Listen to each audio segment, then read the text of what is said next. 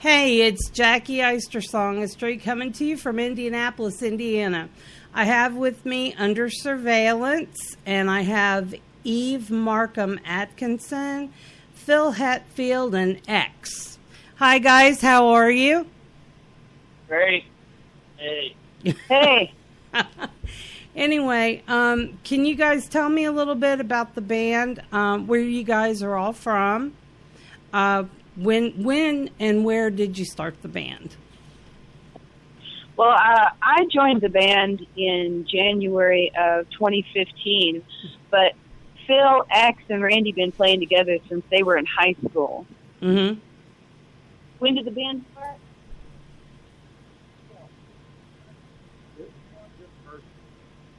start? Under Surveillance, this version of Under Surveillance started 4 years ago. Mm-hmm.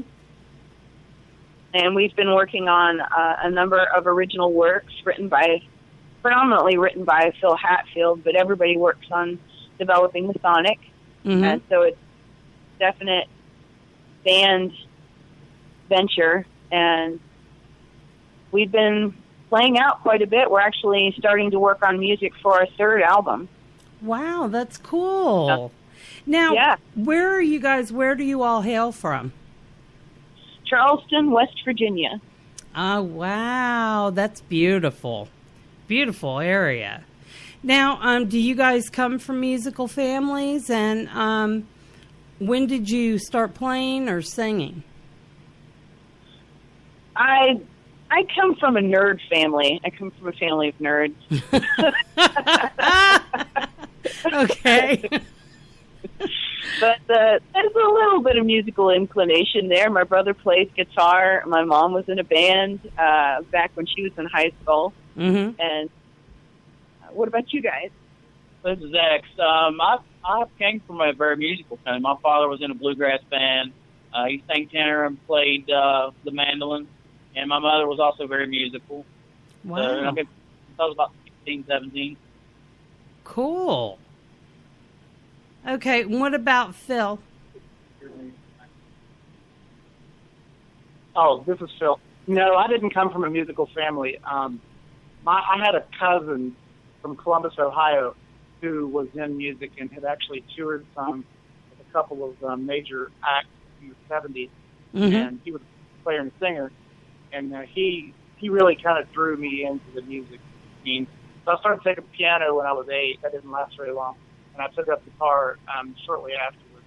That's kind of how I got into it. Wow. Now, see, I was completely backwards.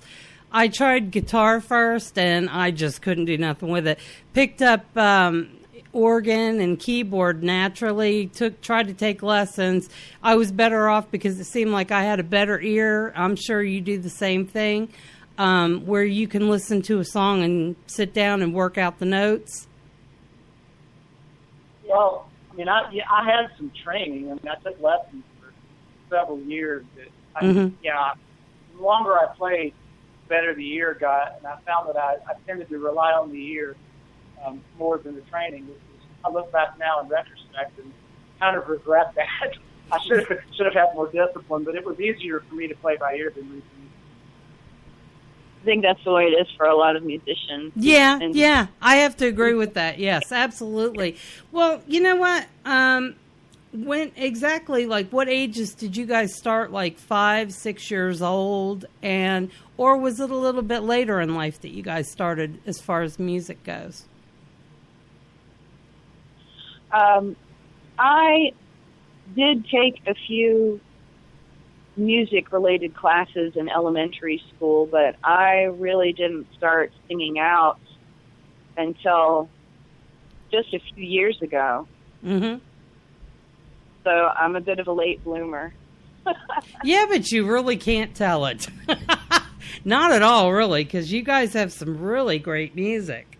Now, tell me about the song 99 Reasons. What is that song about?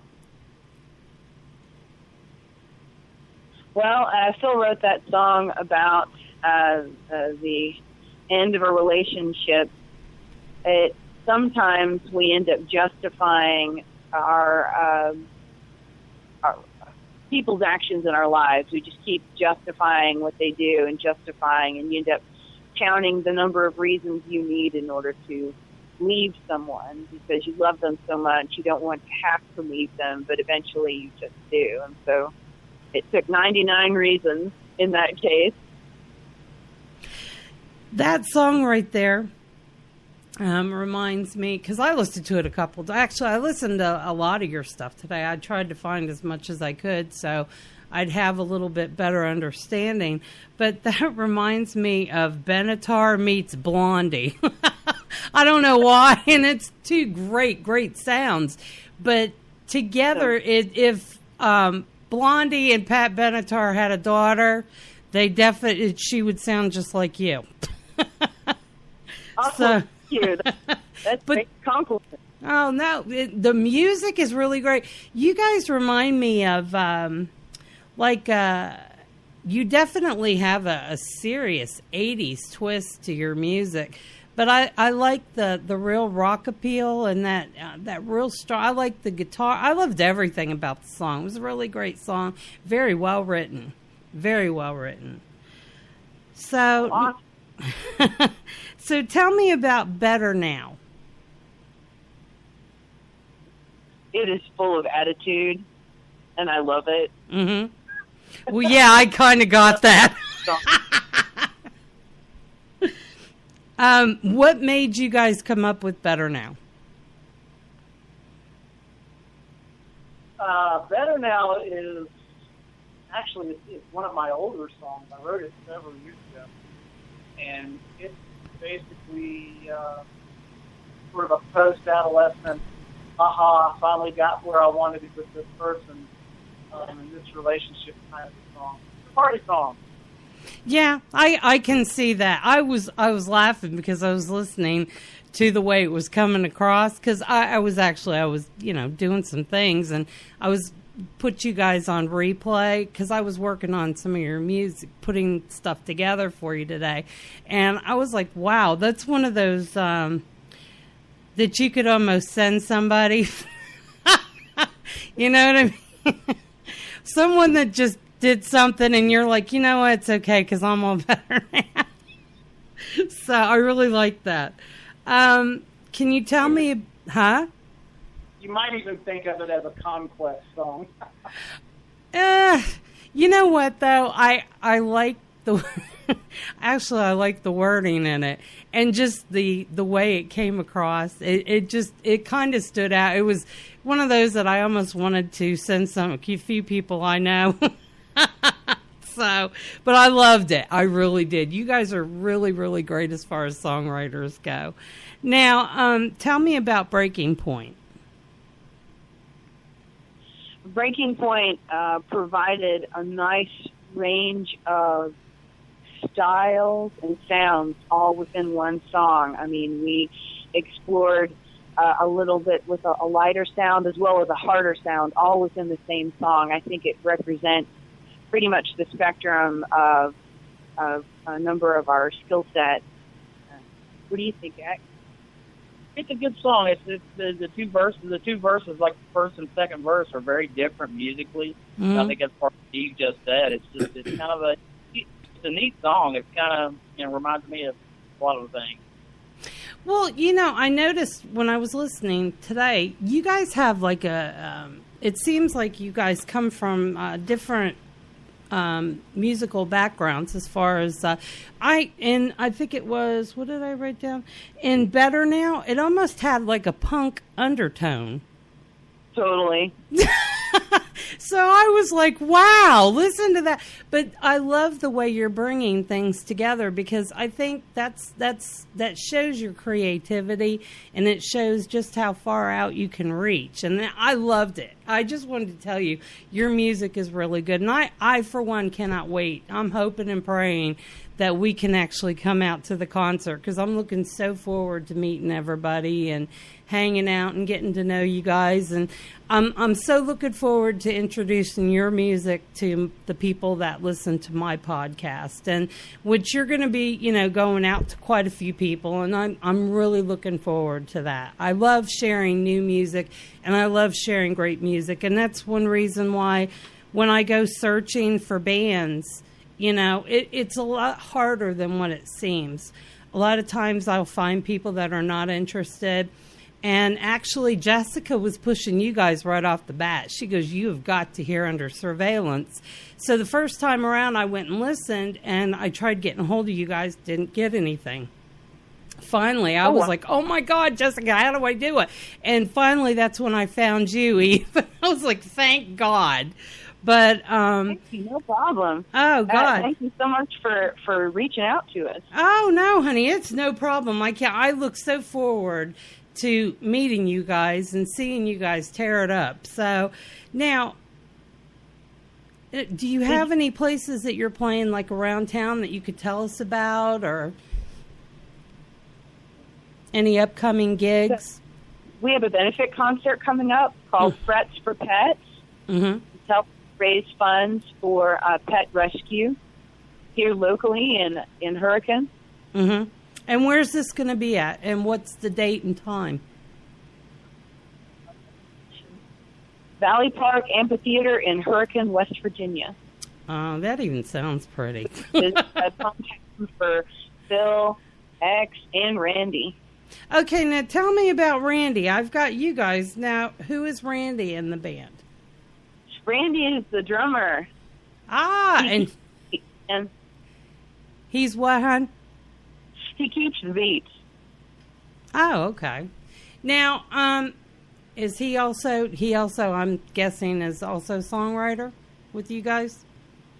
He has input, but Phil Hatfield's the dominant writer of the music.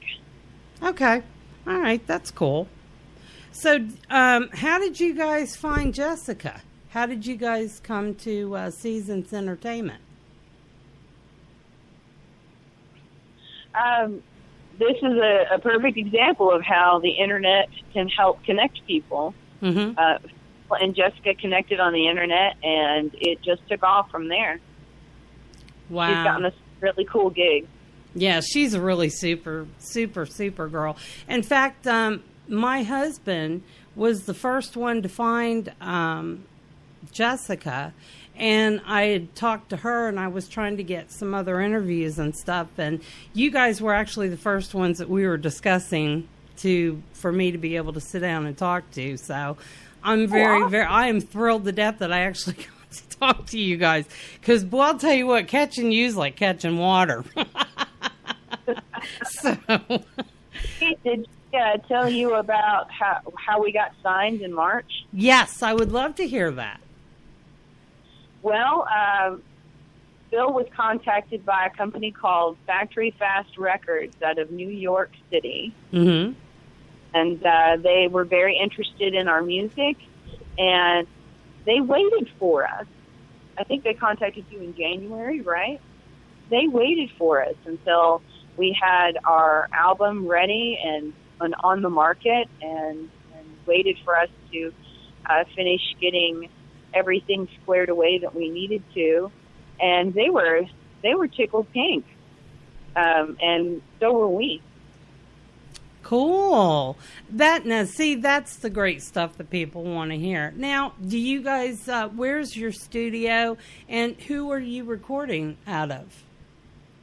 Well, sometimes we record out of the recording workshop in Chillicothe, and sometimes we record in Randy's basement. Hey, those are the best kind right there. Do you feel that sometimes, and I'm going to ask this because I've been in the same situation, do you feel that you're more creative in his basement, and you kind of feel a little bit under pressure when you're in the studio as opposed to being in his basement?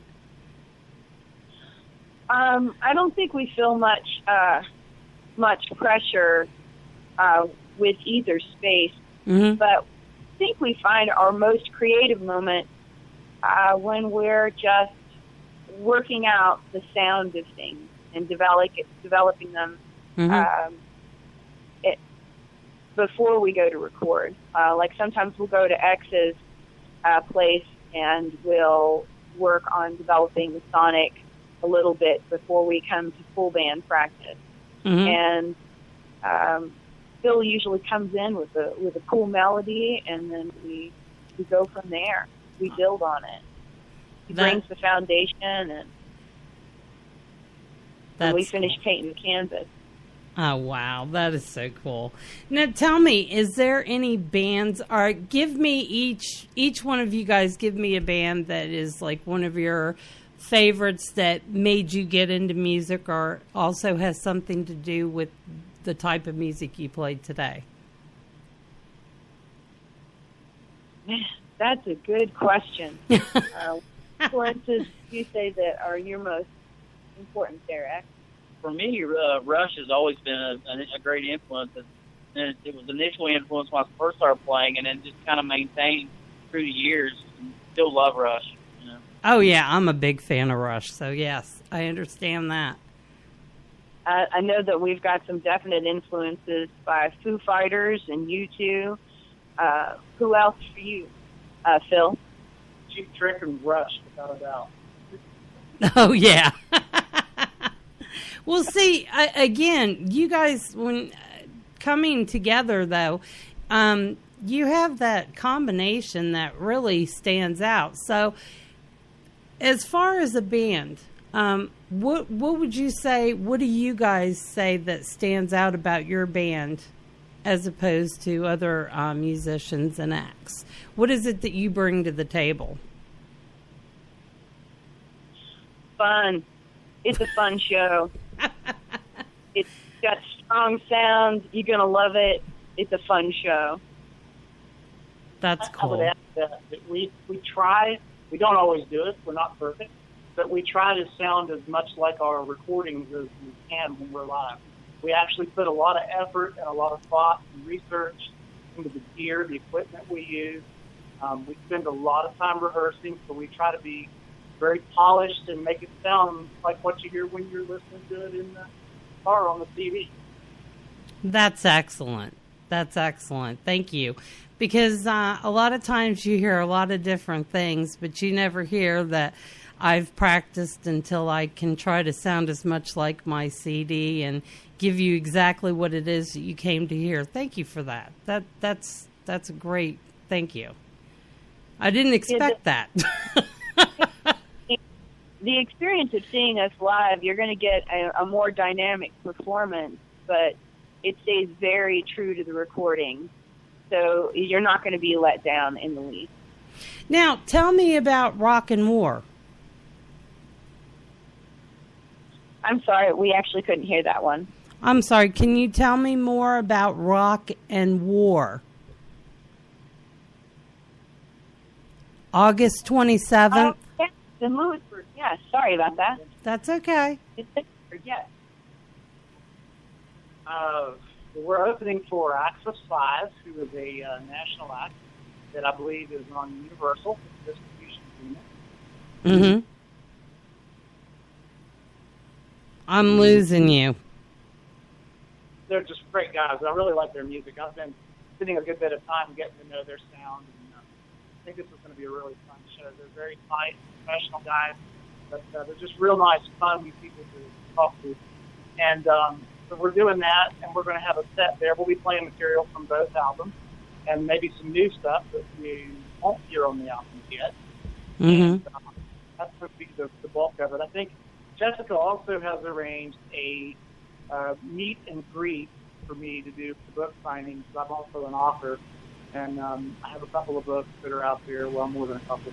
But I have some books out there, and I think the focus is going to be on the book called The Other Few that I wrote, which is about one of my ancestors, actually, Zeppelin Hatfield, who was in the Civil War. So kind of a weird combination to mix the two, but Jessica thought it was a good idea, so we're going to do it and talk a little bit about some of the books before the show, and then do the show. Wow, that sounds really cool. Yeah, I was trying to find some more information on what it was. Could you tell us a little bit about your book? Which one? The Other Feud? The Other Feud, yes. Yeah, that is. It's a narrative study that I did a few years ago. I've had 4 national reviews with it, and it basically tells the story about Devil Anse being a military officer during the Civil War and some of the things he encountered that preceded the feud. The real thesis of the book is few people realize that most of the men that were involved in the Hatfield-McCoy feud were also Civil War combat veterans. Wow. So, I grew up here, and of course, listening to my family speak about it a lot. Mm-hmm. Hear a lot of stories and folklore, and frankly, more myths than facts. And so, during some of my graduate research when I was in school, I became really interested in just sort of sorting out what the facts were. And so I took up some time and started really jumping into the historic literature in that area. And it was a fun project. It was a real personal project more than anything. Right. I really just wanted to see, kind of see what the real story was. And so that's what the book is really about. It's his military service. That's a factor that, most modern historians seem to agree. Yes, it was a factor in the feud. There's a few who don't agree, but that's the real thesis: is to look at the role that the Civil War may have played in setting the stage for the Hatfield-McCoy feud. Wow. So that's you're talking what, great grandparent? Is that what it is? Would you repeat, please? I'm sorry. In other words, he was what, great grandparent? No, I'm not a direct descendant from Devil Anse. My great grandfather was Alec Hatfield, who was his cousin. Oh, okay. Well, honey, it's still kin. Well, it makes it even worse. This is even funnier. But Devil Anse fought in the Confederate Army. Uh-huh. It was not a slaveholder. It had nothing to do with that institution per se. But he was in the Confederate Army. And Alec Hatfield lived over in Tugport, Kentucky, in that area, near Pikeville, actually. And he was a Union soldier. So there was a little bit of a tension thing going on there. Mm-hmm. That would make family reunions very difficult. No, let me just tell you something. My mom is born in Kingsport, Tennessee. She's a Hobbs. The Hobbs family originates from Virginia, and we have family all down through there. And I was when we had gone to my grandfather's funeral, I looked at my great aunt and I said, "Well, Aunt Emma," I said, "Where is all this family you're talking about? I see like a million people here, but who?" She said, "Honey, look around. This is all your kin." I said, "You have got to be kidding me." And she said, "No." And when I started doing our family history, I was shocked that, we had one, I think it was great cousin that they called him Job Hobbs, but he didn't have a job. He had 4 wives and like 32 children. So as far as that goes, yeah, I understand exactly what you're saying, but I have a lot of family from the South, so, and we probably have a lot of family in West Virginia too, but we just don't know about all of them. So, but thank you for filling me in on that, because I was actually dying, because I love. I was watching the show, the Hatfields and the McCoys. Yeah, that they had on. My husband and I were actually like glued to it every week. And then it's like it stopped right when it was getting to the good part. And I'm like, well, what happened? And everybody's like, Jackie, go look in the books. And I'm like, yeah, but I want to watch it. So, oh my gosh, I actually cannot wait. I hope we can really come, because I'm looking forward to, hearing more about this and hearing you guys' music and getting the chance to see Axis 5. And I'm really looking forward to this, and meeting Jessica too. So, but anyway, thank you guys very, very much for your time. And I do appreciate it. Is there anything else that you'd like to tell everyone about your band? Where can they come and find you? Undersurveillancewv.com. They can also find us on Facebook at facebook.com/WV Undersurveillance. Okay. Do you guys have a Reverb Nation or SoundCloud or anything? We have both. You do. So you're under surveillance at SoundCloud and Reverb Nation too? And YouTube. Okay. And do you guys have your music for sale? Do you have CDs out? Is there a place that someone can go and buy the music? Absolutely. We have CDs available through Factory Fast Records. They can also find them on Amazon and iTunes. Savannah Moon is our album. Okay. Thank you guys so very much. So Eve, Phil, and X, thank you so much for being here with me this evening. I really appreciate it. Hey, and thank you. Oh, you're welcome, honey. Anytime. And for you people out there with Jackie Eister Songistry, I'm going to be playing 99 Reasons, Better Now, and Breaking Point. So you guys come and rock with us. I hope you guys can come out. If you're going to be in Virginia, in Lynchburg area, August 27th, please come out and see Rock and War. You can find all the information on my page, and please, please, please, please look up Under Surveillance. So, guys, thank you again, and this is Jackie Eister Songistry signing out. Thank you very much.